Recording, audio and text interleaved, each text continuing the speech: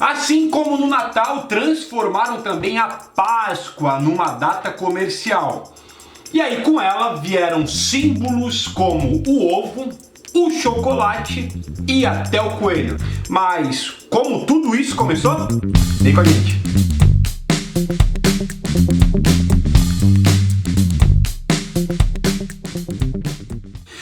Quando eu era criança, eu aprendi uma música no Ministério Infantil.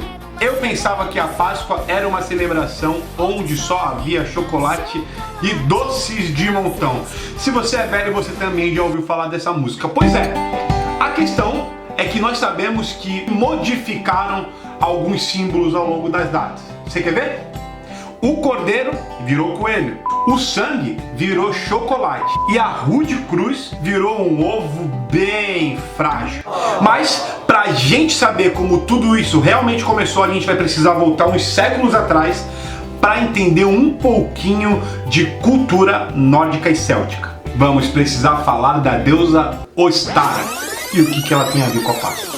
O nome Ostara está relacionado com a deusa da fertilidade, amor e do renascimento, da mitologia nórdica e da mitologia germânica. Também é representada e simbolizada como a deusa da primavera. E é nesse contexto aí que surge o nosso primeiro e mais conhecido personagem, ele, o coelho da Páscoa. Desde as civilizações bem antigas, como a egípcia, o coelho é um animal que simboliza fertilidade graças à intensa prática reprodutiva desse mamífero. Na Europa, os povos germânicos que habitavam no norte, onde atualmente está localizada a Alemanha, possuíam uma narrativa mítica sobre uma deusa da fertilidade cujo nome era Ostara, como a gente falou agora no começo do programa. O coelho era símbolo do culto a essa deusa, porque passado o inverno e tendo início o período da primavera, que significava para eles a estação do renascimento, da floração, da fertilização, os coelhos eram com frequência os primeiros a saírem de suas tocas e começarem a se reproduzir. Na Idade Média, o culto a Ostara e a estação da primavera passou a ser associado à ressurreição de Cristo, por conta da cristianização dos povos bárbaros. Eu duvido que você, assim como eu, tenha associado o coelho da Páscoa a um rito de sacrifício de uma deusa nórdica lá nos anos de 1600, mas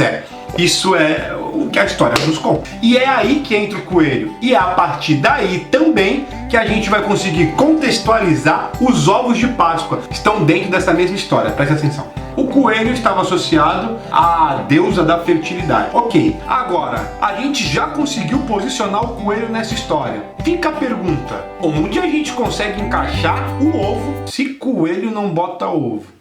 Os ovos estão sim totalmente associados com os coelhos mencionados agora há pouco na matéria anterior. Aí você deve se perguntar, mas como se coelhos não botam ovos? Simples, se hoje os ovos vêm com brindes, antes os ovos eram os brindes. Aos coelhos, símbolo de Ostara, as tradições rituais germânicas associaram a prática de entregas de ovos, só que de aves, pintados com tintas para as crianças. Essa prática valia do subterfúgio da caça do coelho. No momento em que iam caçar os coelhos, as crianças encontravam escondidos nos campos os ovos adornados. A cidade de Osterrested, na Alemanha, leva esse nome em razão da referência a essa prática. Aí o resto você já sabe. Vieram os processos de evangelização dos bárbaros e então, desde suas origens, intimamente ligadas ao cristianismo ortodoxo, a cerimônia da entrega de ovos de Páscoa ornamentados como presentes era tido como uma das mais aguardadas do ano. Um dos exemplos mais notórios dessa prática de entrega de ovos durante a Páscoa foi o da família aristocrática Romanov, que, com seus ovos luxuosos, verdadeiras joias, avaliadas em milhões de dólares, exibiam-se e se destacavam naquela época. Como a gente acabou de contar,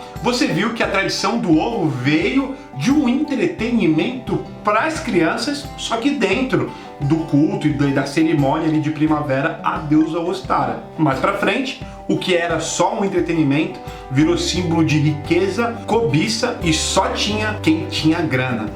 nada mudou de lá pra cá, né? As coisas continuam caras, os ovos continuam caríssimos, só que agora eles vêm com chocolate. Aí vou te falar, quem inventou de colocar chocolate nos ovos? Foram os franceses. Os ovos de chocolate surgiram no século XVIII, quando lá na França, confeiteiros franceses resolveram esvaziar os ovos e preenchê-los com chocolate. A prática de preencher os ovos com chocolate prosseguiu, mas durante o século XIX e começo ali do século XX, os ovos de chocolate eram caríssimos e, portanto, alimento que poucos poderiam consumir. Esse modo de produção foi sendo espalhado e, por fim, o ovo de chocolate tornou-se um dos grandes símbolos da Páscoa moderna. Em 1875, a empresa Cadbury começou a produzir seus próprios ovos. E por volta de 1905, o ovo de Páscoa com chocolate ao leite da empresa britânica fez um tremendo sucesso. Outras indústrias passaram a fabricar ovos de chocolate para a Páscoa e o costume se alastrou pelo mundo. De chocolate branco, casca crocante, recheios de todas as formas. A cada ano os fabricantes inventam novos sabores para seus ovos. Ah, mas vem cá, os ovos de Páscoa são tão gostosos e tão bons que a gente devia agradecer até a deusa Ostara, certo? Não, totalmente errado. Você percebe como as coisas foram tomando forma até chegar na gente? Você percebe como a cultura paralela criou uma cultura totalmente diferente da cultura cristã que fala sobre Jesus? É como se tivessem duas linhas que não se cruzam em nenhum momento. Eu não sou contra os ovos de Páscoa, muito pelo contrário, eu gosto de Laca e de Ferrero Rocher, se você quiser me dar de presente. Mas você consegue perceber o outro ponto da história? Tudo começou com um culto a uma deusa e terminou nas gôndolas de mercados com você e comigo comprando os ovos. Você até pode distribuir ovos para todo mundo. O que você precisa fazer é, quando você der o ovo, lembrar que a Páscoa verdadeira fala sobre Jesus, fala sobre o Cordeiro e não sobre coelho. Então, nessa Páscoa, você pode até dar um ovo de Páscoa para alguém. Mas quando você for entregar esse ovo, fala de Jesus para essa pessoa. Explica para ela que não existe coelho, mas existe um cordeiro que falou que ia vir e veio, falou que ia morrer e morreu, falou que ia ressuscitar e ressuscitou, e falou que ia voltar para nos buscar. E a gente vai aguardar ansiosamente a vinda do cordeiro. Portanto, nessa Páscoa, que você possa ensinar para os seus filhos a simbologia correta da Páscoa. Que você possa viver o que a Páscoa realmente nos trouxe. Vida, paz e a presença de Jesus nas nossas vidas. Para você, uma feliz Páscoa. Mas uma feliz, verdadeira Páscoa. Que Deus te abençoe. Tchau. Na cruz mudou a história. Sua vida ali em